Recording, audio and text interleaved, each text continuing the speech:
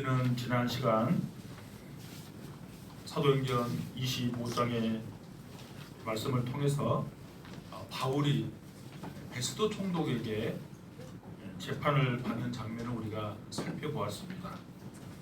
유대인들은 그를 죽이려고 했고 또 바울은 제수의 신분으로 법정 앞에 서게 되었습니다. 그런데 하나님께서는 그 법정을 복음을 전하는 강단으로 바꾸셨습니다. 오늘 26장에서 바울은 아그리빠 왕 앞에서 자신의 억울함을 변명하지 않습니다. 대신 십자가에서 달려 죽으시고 부활하신 주님을 담대하게 증거합니다. 그리고 하나님께서 자신을 어떻게 부르시고 어떤 사명을 맡겨주셨는지를 간증합니다. 오늘 말씀을 통해 힘으로 끝나지 않고 복음을 위해 사명을 감당하는 삶이 무엇인지 우리가 이 말씀을 통해서 함께 은혜를 나누기를 원합니다. 바울은 아그리빠 왕 앞에서 자신을 변호하는 것이 아니라 예수 그리스도를 증거하고 있었습니다. 그는 청년 시절 유대교에 대해서 누구보다도 열심을 가지고 있었던 사람이었습니다. 그는 예수님을 따르는 사람들은 이단이라고 생각했고, 그래서 예루살렘뿐만 아니라 예루살렘에서 한 200km 떨어져 있는 다메섹까지 가서 예수 믿는 사람들을 체포하려고 했습니다. 그만큼 자신의 신앙에 대한 열심이 대단했다는 사실입니다. 그러나 다메섹으로 가는 길에 빛으로 찾아오신 부활의 주님을 그는 만나게 됩니다. 그때 주님께서 사도 바울에게 이렇게 말씀하십니다. 오늘 본문에 나온 내용이죠. 사울아 사울아 내가 어찌하여 나를 박해하느냐. 바울은 이 말씀을 들었을 때 아마 큰 충격을 받았을 것입니다. 자신이 박해하는 대상이 단순히 그리스도인들이 아니라 예수님 자신이었다는 사실이 그에게는 충격이었을 거예요. 그는 하나님을 위해서 일한다고 생각했지만 하나님의 아들 예수님을 대적하고 있었던 것입니다. 그 순간 자신이 내가 열심을 가지고 있지만 자신의 열심이 잘못된 방향으로 향하고 있다는 사실을 그는 깨닫게 됩니다. 이 사건을 통해서 우리는 중요한 교훈을 발견하게 됩니다. 신앙생활에서 열심은 반드시 필요하지만 열심보다 더 중요한 것은 그 열심의 방향입니다. 성경에 근거하지 않는 열심은 하나님을 위한 것처럼 보일 수 있어도 그것은 오히려 하나님을 대적하는 일이 될 수도 있습니다. 여러분 우리가 수요일날 성경 공부 오신 분들은 아마 다 기억할 거예요. 선행에 대해서 수요일날 웨스트민스터 신앙 고백서 지금 살폈는데요. 7번에 걸쳐서 선행에 대해서 말씀을 나눴어요. 우리 오신 분들은 기억하겠지만 그 선행 그러면 성경에서 말하는 선행이 뭘까? 세상에서 말하는 것처럼 좀 봉사활동하고 어려운 사람 도와주고 이것을 성경에서 선행으로 말하지 않아요. 제가 7번 말씀을 나누면서 첫 번째 시간 제가 말씀드렸죠. 성경에서 말하는 선행은 율법, 그러니까 하나님의 말씀을 따라서 순종하는 것, 이게 선행이에요. 하나님의 말씀을 빼버리고 내 생각대로 어떤 일을 선한 일을 했다고 해서 그것이 성경에서 말하는 선행이 아니라는 거예요. 그러니까 내가 열심을 가지고 주님을 섬긴다고 섬기지만 그것이 얼마든지 주님의 뜻과는 반대된 열심이 될 수 있다는 거예요. 복습을 해보겠습니다. 수요일 성경 공부 오신 분과 안 온 분에 한번 차이를 생각해 보겠습니다. 제가 말씀을 드렸어요. 선행이 뭐 구체적으로 뭘까? 우리는 반드시 선행을 하며 살아야 됩니다. 카톨릭에서는 로마 카톨릭에서는 똑같이 우리가 선행을 가르쳐요. 로마 카톨릭에서는 선행이 없는 구원이 없다고 말해요. 우리는 뭐예요? 제가 강조했잖아요. 선행은 구원받은 백성의 열매일 뿐이지 그것이 구원의 조건이 아니라 그랬죠. 그러나 반드시 선행을 행하며 살아야 합니다. 그 선행 대표적인 거 나눌 수 있어요. 뭔가 하면 하나님과의 관계에서 선행, 인간간의 관계에서 선행 나눌 수 있어요. 하나님과의 관계에서 선행 대표적인 건 뭐예요? 예배. 가장 중요한 겁니다. 제가 우리 중직자들 저번 주에 교육을 시켰는데 예배에 관련된 교육을 시켰어요. 예배에서 가장 중요한 건 제가 한자 단어, 예배라는 한자 단어를 좀 풀이하고 히브리 말도 풀이하고 헬라어 말도 풀이해서 제가 설명을 드렸어요. 예배라는 것은 예를 갖춰서, 배는 뭔가 하면 엎드러지는 거예요. 예를 갖춰서 내가 섬기는 나의 모든 것 대신 하나님 앞에 내가 엎드리는 거예요. 그게 예배예요. 그러니까 예배를 소홀히 드릴 수 없죠. 창조주 대신 하나님 앞에 피조물인 내가 나의 모든 것을 다 아시는 그분 앞에, 그리고 내 모든 인생을 책임지시는 그분 앞에 내가 모든 예를 갖춰서 경배하는 것, 그게 예배입니다. 그러니까 예배 시간에 뭐 스마트폰을 본다든지 옆 사람하고 대화를 한다든지 그건 주님 앞에 있을 수 없는 일이에요. 제가 그것을 우리 중직자들을 강조했어요. 그러니까 교회학교 친구들은 어리니까 예배 시간에 조금 떨 수 있어요. 그건 아무런 문제 안 돼요. 근데 우리 성인들은 옆에 사람이 내 옆에 누가 앉아 있다 할지라도 나 혼자 어떤 그 유리 안에 들어 있는 것처럼 주님과 1대1로 사람과 전혀 신경 쓰지 않고 주님 앞에 내 온 마음을 다해서 영과 진리로 예배드리는 것, 이거 하나님과의 관계에서 가장 중요한 선행이에요. 인간과의 관계에서는 여러분 뭐라 그랬어요? 여러 가지 말할 수 있어요. 부모님을 공경해야 되는 거 있다 그랬죠. 또 나보다 어려운 사람을 돌보는 거, 그 선행이라 그랬어요. 부부와의 관계에서도 얼마나 선행이 있어요.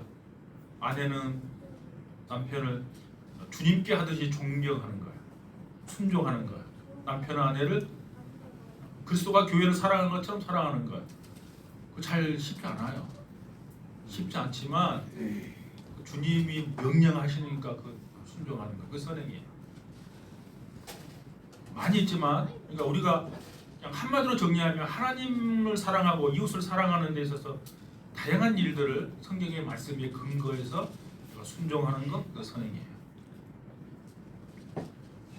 결국 하나님은 많은 일을 하는 사람보다 바르게 일하는 사람, 열심히 있는 사람보다 하나님의 뜻에 맞는 열심을 가진 사람을 하나님은 기뻐하십니다.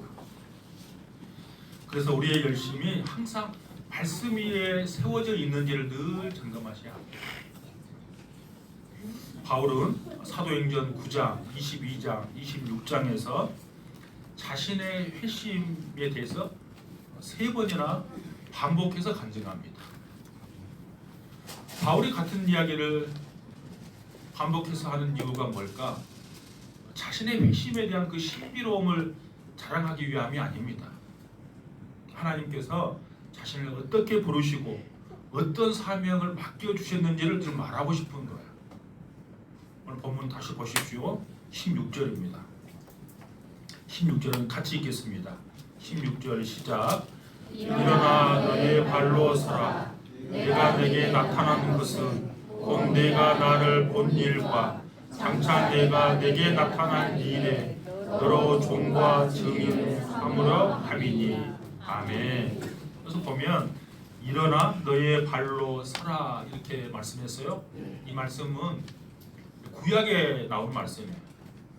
구약에 하나님께서 에스겔과 같은 선지자를 부르실 때 사용한 표현이에요. 그러니까 지금 예수님께서 구약 성경을 그대로 인용한 거예요.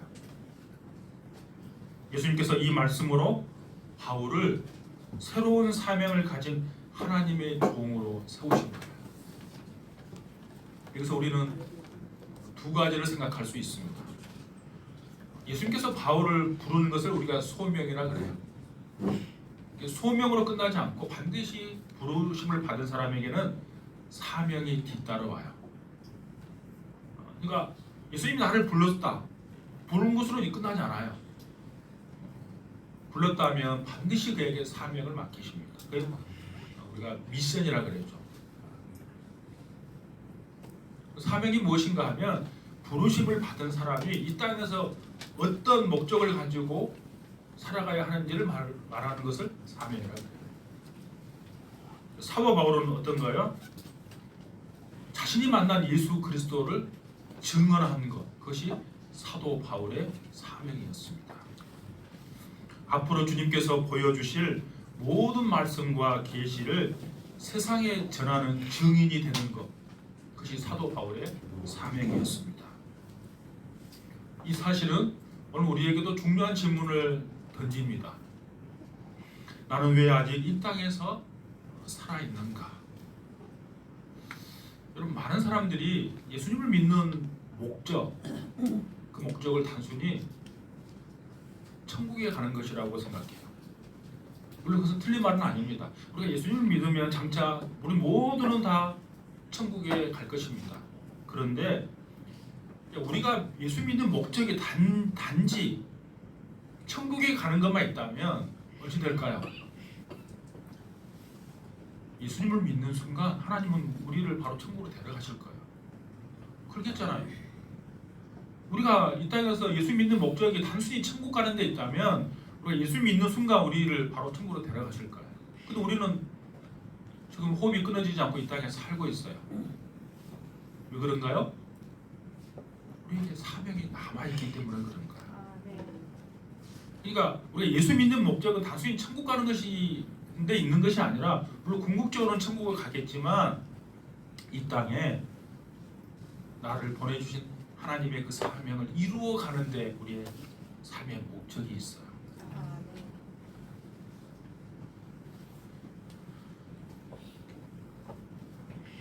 그것이 맡겨주신 사명이라는 사실을 우리가 깨닫는다면, 내가 왜 어떻게 살아야 할까를 늘 고민하게 되는 것입니다. 하나님은 우리가 이 땅에서 천국 백성답게 살다가 복음을 전하고 하나님의 나라를 드러내는 사람으로 살아가기를 원하세요. 그러니까 우리가 이 땅에 살아야 할 목적이에요. 제가 우리 서순희 집사님 이제 요양 안 가고 지금 집에 계시잖아요. 96이에요. 제가 일주일에 한 번씩 가요. 왜 가게 됐는가 하면, 그러니까 여러분, 그 담임 목사에게 말을 잘해야 돼요. 어떤 말을 잘하는가 하면, 성도들 가운데 어떤 일만 있으면 저한테 기도 부탁하는 사람이 있어요. 그러면 그 사람에 대한 기도가 더 많이 돼요. 근데 기도 부탁 안 하면 제가 기도가 잘 안 돼요. 서주집사님 뭐라 하시는가 하면, 제가 신방할 때 작년이었는가요? 총각 작년 말쯤에, 목사님 혹시 내가 죽더라도 나를 잊지 말아주세요 그러시는 거예요. 그 말을 제가 어떻게 받아들였는가 하면, 목사님 내가 지금 너무 힘든데 나를 자주 찾아와 주세요. 제가 이해했어요. 제가 일주일에 한 번 가요. 그렇게 말 안 하는 분은 제가 잘 안 가거든요. 말을 잘 하셔야 돼. 제가 일주일마다 한 번 가는데요, 꼭 갈 때마다 제가 하신 말씀이 있어요. 목사님, 왜 하나님은 나를 빨리 안 데려갈까? 그러면 저는 항상 똑같은 대답을 해요. 일주일마다 한 번씩 똑같은 질문을 하고 저는 똑같은 대답을 해요. 집사님, 주사 연세가 지금 높으시지만 사명이 있기 때문에 하나님은 안 데려가는 거예요. 집사님 사명 뭔지 아세요? 몸이 불편해서 늘 여기서 누워 계시지만 힘들고 어떻게 사는지 내가 막 힘들고 하지만 집사님에게 주어진 사명은 우리 백적교회를 위해서 기도하는 거예요. 그리고 말씀을 맡은 목회자인 저를 위해서 기도하는 거예요. 그리고 자녀들을 위해서 기도하는 거. 그 사명이 아직 안 끝났어요. 그러니까 하나님은 안 데려가 가시는 거예요. 제가 늘 이렇게 이야기해요. 사실이에요. 사명이 있는 한 우리를 불러가지 않아요. 제 간증을 하나 하겠습니다. 제가 신학교를 2002년도에 입학했는데요. 신학교 아마 하니까 2002년인지 2003년인지 제가 정확하지 않아요. 이제 신학교 서울로 가서 조금이라도 좀 열심히 해보려고 서울에 가니까 이제 너무 힘든 거예요. 그 요즘은 KTX 3시간이면 오잖아요. 그때는 한 5시간 걸렸어요. 고속버스 타면 5시간, 기차도 막 5시간 정도 걸릴 때. 그러니까 이제 바쁠 때는 비행기를 타고 오는 거야. 그때는 뭐 돈 아까운 줄 모르고 공부하는데 온 정신이 팔려가지고 지금 제가 제일 고마운 것은 한 번도 제 아내가 제가 비행기를 타네 뭐돈 쓰고 책을 사는 것에 대해서 한 번도 말한 적이 없어요. 부족한 점이 있었겠지만. 근데 그때는 비행기를 타려고 딱 가있는데요. 기상이 악화돼서 비행기가 안 뜨는 거야. 방송을 계속 하는 거예요. 비행기가 뜨지 못합니다. 아마 조금 몇 시간 있으면 아마 지금 상태로 보면 뜰 수 있다는 거예요. 저는 이제 빨리 여수로 내려가는데 여러 가지 생각이 있었어요. 근데 이제 기다렸어요. 딱 3시간 지나고 나니까 이제 어둑어둑한 이제 밤이 이제 가까이 왔어요. 비행기 뜬다고 이제 안내 방송이 떴어요. 너무 감사한 거예요. 그리고 근데 제가 여러분에게 부탁하는데 기상악화로 이렇게 연기가 됐다가 괜찮습니다라고 하는 비행기는 가능하면 타지 마십시오. 왜냐하면 비행기 뜰 정도만 됐지 막 비는 내리고 있고 막 바람은 위에서 불고 있는 거예요. 간신히 비행기만 뜰 수 있는 거예요. 그리고 제가 그 비행기를 탔는데요. 한 20분쯤 되니까 승무원이 이런 안내를 해요. 조금 있으면 지리산 상공을 통과하게 될 것입니다. 기상악화로 비행기가 몹시 흔들릴 수 있으니 지금부터는 안전벨트 매고 전혀 움직이지 말고 대기하는 거고, 그리고 안내를 해놓고 자기도 승무원들도 전부 다 자기 자리로 가서 안전벨트 딱 매는 거예요. 그리고 한 2분 정도 지나니까 어떤 일이 있는가 하면 지리산 자락을 한번 통과한가 봐요. 쭉 비행기로 가잖아요. 비행기가 뭐 움직임도 없잖아요. 갑자기 이렇게 떨어져요. 비행기가. 그러니까 누가 뭐 말하는 거 아니고 동시에 비명을 다 거기 있는 사람들이 그 놀이공원 가면 가끔 막 비명 지르는 게 있잖아요. 근데 거기는 그래도 보이잖아요. 거기 하잖아요. 근데 비행기가 한번 떨어진다 생각해 보세요. 얼마나 공포가 심할까요? 아마 심장마비 걸릴 것 같아요. 제가 생각할 때. 근데 다른 사람들이 아마 100 정도 공포를 느꼈다면 저는 한 50 넘지는 않을 것 같아요. 왜 그런가 하면 제가 신학교 입학하고 이제 1, 2년밖에 안 됐잖아요. 제가 늘 강조하지만 제일 무서움이 없을 시절 아니에요? 신학교 다닐 때 신학생들은 모든 것을 내가 다 할 것 같고 공중에서 뛰어내리면 하나님 나를 받아줄 것 같고 이런 때예요. 쉽게 말하면 제가 이런 말을 딱 들었어요. 이 사람들이 왜 이렇게 막 고함을 치를까? 저는 하나님이 나를 불러서 서울까지 신학교로 보내놨는데 사명이 끝나지 않는 한 이 비행기는 떨어지지 않을 거야. 제가 그런 마음을 먹었어요. 어떤 마음을 또 먹었는가 하면 비행기가 무사히 착륙하면 당신들은 내 덕분이지 생각하시오. 제가 그런 마음을 먹었다니까요. 하나님이 나를 살리기 위해서 이 사람도 살려줄 것이다. 그러고 제가 왔던 기억이 나요. 무슨 말씀을 드리려는가 하면 여러분 이 땅에서 우리의 사명이 끝나지 않는 한 우리의 생명은 끝나지 않는 거예요. 그럼 어떻게 해야 돼요? 사명을 발견하고 그 사명을 잘 감당하려는 노력들이 우리에게 있어야 하겠죠. 근데 자신의 사명을 잘 모르고 그냥 살아가는 사람이 너무 많다는 거예요.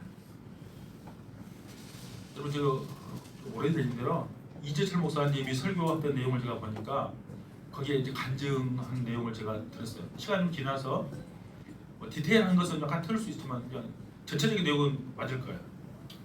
미국에 집회를 갔는데요.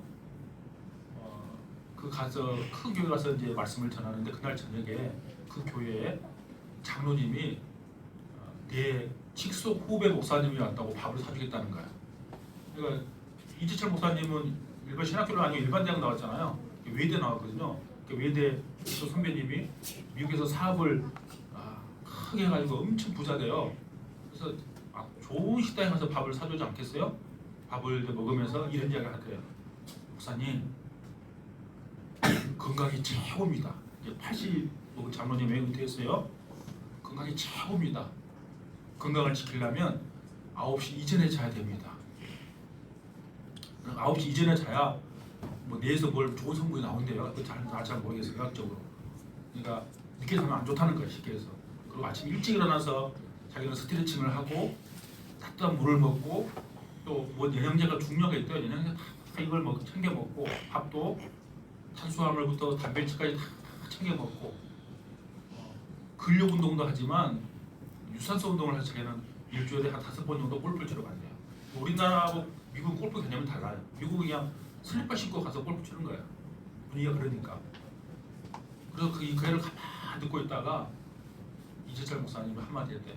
장로님 연세가 지금 80인데 하나님 앞에 주님 앞에 섰을 때 후회하지 않는 인생, 마지막 남은 인생을 살아가면 어떨까요? 이렇게 해야 돼요. 왜그런가 하면 교회에 대한 성도 이야기 하나도 않고 복음에 대한 이야기도 않고 아무런 믿음에 대한 이야기도 않고 오직 건강 이야기를 저녁 시간을 다 끝내니까 자기가 나온 자리에 일어서면서 그 이야기 했대요. 근데 그 장로님이 이제 찾아와서 이런 이야기 한대요. 목사님 너무 감사합니다. 내가 인생을 마지막 남은 인생을 이렇게 마칠 뻔했는데 어떻게 살아야 하는지를 깨닫게 해주셔서 목사님 너무 감사합니다 라고 했던 간증을 제가 들은 적이 있습니다. 여러분 우리는 언젠가는 호흡이 끊어질 것입니다. 그것은 나이에 상관없어요. 그러니까 우리를 부르신 이후 이 땅에 남겨두신 이후 그걸 늘 생각하고 내가 지금 그 일을 향해서 내가 가고 있는 일을 점검할 수 있기를 원합니다. 예수님께서 말씀하신 달란트 비유도 같은 교훈을 우리에게 줘요. 여러분 주인이 저 외국에 갔어요. 그리고 각 종들에게 달란트를 맡기고 갔어요. 2명은 맡긴 달란트를 가지고 남겼어요. 근데 한 종은 그대로 땅속에 묻어놨어요. 그리고 아무것도 남기지 않았어요. 그 주인이 와서 책망하는 이유가 뭐예요? 뭐 실패한 것 때문에 책망한 것이 아니에요. 맡겨놨는데 그거 가지고 아무것도 안 하고 땅에 딱 묻어놓은 것을 책망하는 거예요. 칭찬하는 이유는 그걸 많이 남겼느냐가 아니에요.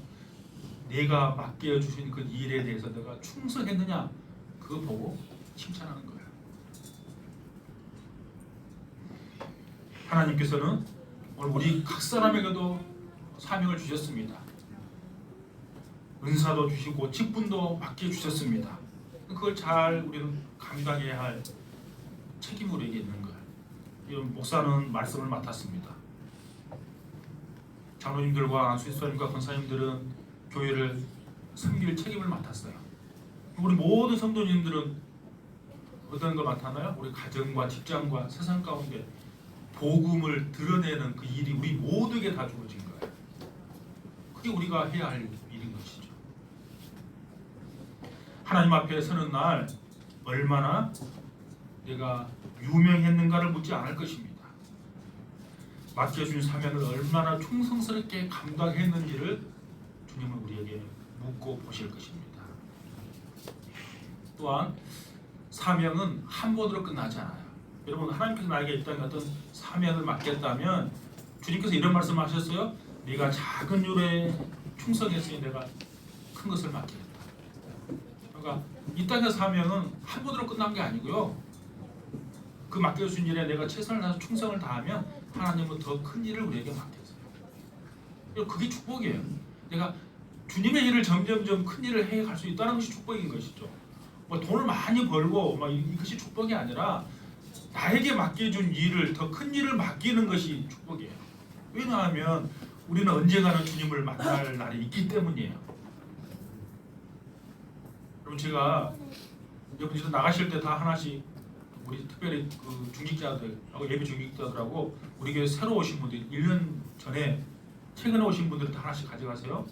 제가 내년에 책을 쓰려고 원래는 제가 이제 안식년을 하려면 책 쓰려고 준비하고 있다가 1장 2장만 제가 초안을 잡은 거예요. 그거 한번 읽어보고 앞으로 우리 백조교가 어떤 방향으로 가고 이 목사님이 어떤 목표를 하든 여러분 그걸 알고 같이 교회를 섬겨야 되니까 하는 거예요. 거기에 내용이 아마 나왔을 텐데요. 저는 29에 한 28나 29에 처음으로 교회를 섬겼어요. 원래 섬겼는가 하면 운전. 제가 20대 초반에 면허증을 따가지고 아주 운전을 뭐 사납게 하는 사람이 아니라 목사님이 운전을 교회 운전을 해주면 좋겠습니다 이렇게 해서 제가 교회 운전하는 봉사를 했어요. 저 소호동에서 저 무선까지 갔어요. 가면 요즘 잘 그렇지 않은데 그때 무선에 가면 그 한 집사님은 길까지 좀 나오면 좋은데 자기 통로까지 들어오라 그래요. 뭐 통로까지 다 들어가서 운전하고 오면 11시간 맞추려고 탓한 시간 맞추려고 하면 힘들었던 기억이 나요. 그거 함께 뭔 봉사했는가 하면 여러분 이거 제가 어저께 설계 도면도로 이걸 만들었는데요. 예쁘게 나왔잖아요. 옛날에 이런 거 없었어요. 제가 봉사할 때 뭔가 하면 축성탄, 추수감사일 전부 다 도화지 같은 걸로 다 그려가지고 써가지고 오래가지고 촌스러운 글씨 삐뚤삐뚤 그런 거 있잖아요. 그거 다 뒤에다 붙인 거. 그거 제가 봉사활동했어요. 작은 데 엎드려가지고 그거 오래가지고 석조경담 해가지고 했던 그 봉사했어요. 그거 하고 나니까 목사님이 30대 초반에 뭘 말했는가 하면 교회학교 교사를 맡겼어요. 아니요. 물론 계속해서 차량공사도 했지만 교회학교를 맡아서 하면 좋겠습니다. 집사님이. 그래서 제가 중고등부를 30대 초반을 맡아서 했고 30대 중반에 부장집사가 됐어요. 부장집사가 되니까 목사님이 아동부는 교육전도사님이 설교하고 중고등부는 저에게 설교를 하셨어요. 그러니까 30대 중반부터 제가 담임 목사가 될 때까지 매주일 거의 설교를 빼본 적이 없어요. 제가 제일 열심히 했던 것은 뭔가 하면 중고등부 교사가 되고 말씀을 전할 때부터 부장집사부터 뭔가 하면 이 말씀을 전한다는 것은 너무 귀한 일이잖아요. 우리가 함부로 할 수 없기 때문에 제가 목사님들만 가는 세미나 회사 휴가 내고 세미나 가서 다 참석했어요. 교육 받을 기회만 있다면 그 작은 일에 충성하니까 하나님이 말씀 사역자로 저를 세워주지 않았을까. 저 그런 생각을 해봐요. 여러분 작은 일에 내가 맡겨준 나는 왜 목사님 나는 이런 일 막 하나님은 나한테 이렇게 일을 맡길까 이거 생각하지 마시고 그 일에 충성하면 하나님은 또 다른 더 비중 있는 일도 맡기실 줄로 믿습니다. 사도로서의 사명을 감당하는 바울의 모습이 나옵니다. 여러분 17절 18절이에요. 한번 같이 보시죠. 17절 18절 시작. 이스라엘과 이방인들에게서 내가 너를 구원하여 그들에게 보내어 그 눈을 뜨게 하여 어둠에서 빛으로 사탄의 권세에서 하나님께 돌아오게 하고 제 삶과 나를 믿어 거룩하게 된 우리 가운데서 기업을 얻게 하리라 하더이다. 아멘. 예수님께서는 바울에게 회심시키는 것으로 끝내지 않고 그에게 지금 사명을 맡겼다는 거예요. 우리도 마찬가지입니다. 반드시 우리에게 사명을 맡겨요. 그 사명 맡긴 건 뭐예요? 오늘 본문에 보니까 이스라엘이라는 말은 유대인을 말하는 거죠. 유대인과 이방인 모두에게 가서 복음을 전하는 사도가 된 거예요. 세 가지를 맡긴 겁니다. 17절 18절에 보니까 영적인 눈을 뜨게 하는 사명이에요. 내가 너를 구원하여 그들에게 보내어 그 눈을 뜨게 하여 그랬습니다. 그러니까 이 말씀 보면 사람들은 육신의 눈으로 뜰 수 있지만 얼마든지 영적으로 눈이 감아져 있는 사람일 수 있죠. 사도 바울이 바로 그런 사람이 있지 않습니까? 예수님 만나기 전에는 그는 영적으로 맹인이었어요. 하나님의 아들 예수님 알아보지 못했죠. 그 경험이 있었기 때문에 지금 세상에 가면 영적으로 눈을 뜨지 못한 사람에게 있으니 그 눈을 뜨게 하는 것이 그에게 주어진 사명이다 이렇게 말하는 거예요. 두 번째는 어둠에서 빛으로 인도하고 사탄의 권세에서 하나님께로 돌아오게 하는 사명이 그에게 주어졌어요. 세 번째는 제사함과 하나님의 기업을 얻게 하는 사명이 주어졌어요. 그럼 복음을 믿는 사람들은 제사함을 받는 뿐만 아니라 하나님의 자녀가 되어 영원한 기업을 상속받게 되는 거죠. 그 사명이 그에게 주어진 것입니다. 바울은 이 땅에서 성공을 위해서 산 사람이 아니라 사명을 위해서 살았던 사람이었습니다. 사람들의 인정이나 편안한 삶보다 하나님께 받은 사명을 귀하게 여기며 그는 살았습니다. 그래서 그의 삶은 오늘날까지도 세계의 선교와 교회의 본이 되고 있습니다. 우리도 사울처럼 사도로 부름을 받은 것은 아니지만 복음의 증인으로 우리 모두는 다 부름을 받았습니다. 하나님께서는 가정에서 부모와 자녀로, 직장에서는 정직한 그리스도인으로, 교회에서는 직분자로 우리를 세워주셨습니다. 그 자리에서 예수 그리스도를 나타내고 복음을 전하며 하나님의 나라를 세워가는 믿음의 사람들 될 수 있기를 축복합니다. 사도 바울은 아그리파 왕 앞에서 십자가의 복음을 담대히 선포합니다. 그 말씀이 19절부터 23절의 말씀이에요. 그가 선포한 복음의 첫 번째 내용은 회개였습니다. 여러분 20절을 보십시오. 20절 같이 읽겠습니다. 시작. 먼저 다메섹과 예루살렘에 있는 사람과 유대 온 땅과 이방에까지 회개하고 하나님께로 돌아와서 회개에 합당한 일을 하라 전함으로. 아멘. 여러분 회개라는 것은 단순히 내 과거의 잘못을 그냥 후회하는 정도가 아닙니다. 예수 그리스도를 믿고 하나님께로 돌아오는 것이 회개예요. 그러므로 회개는 자신의 의를 버리고 오직 그리스도의 십자가만을 의지하는 그 믿음의 결단, 이것이 회개입니다. 그리고 참된 회개는 반드시 삶의 변화로 이어집니다. 이 바울이 오늘 뭐라 그래요? 회개에 합당한 일을 하라 이렇게 선포합니다. 삶이 변해야 된다는 말이에요. 또 십자가는 부활로 완성되는 복음입니다. 바울이 전한 복음의 절정, 그것은 바로 예수 그리스도의 십자가와 부활이었습니다. 23절을 보십시오. 23절. 그리스도가 고난을 받으실 것과 죽은 자 가운데서 먼저 다시 살아나사. 그러니까 바울은 예수님께서 죽으셨고 다시 살아나셨다는 복음을 선포했습니다. 이 복음을 초대교회 모든 사도들은 다 동일하게 전했습니다. 그래서 사도들이 목숨을 걸고 복음을 전할 수 있었던 이유는 예수님이 부활하신 것처럼 나도 부활할 것을 확신했기 때문에 담대하게 복음을 전할 수 있었던 것이죠. 여러분 결론입니다. 우리도 마찬가지입니다. 우리의 신앙은 단순한 종교 생활이 아니라 십자가에서 제사함을 받고 부활하신 주님 안에서 새 생명을 얻은 삶입니다. 그러므로 어떠한 고난 속에서도 십자가와 복음의 부활의 복음을 굳게 붙들고 끝까지 그리스도의 증인으로 살아가는 저와 여러분 다 될 수 있기를 축복합니다.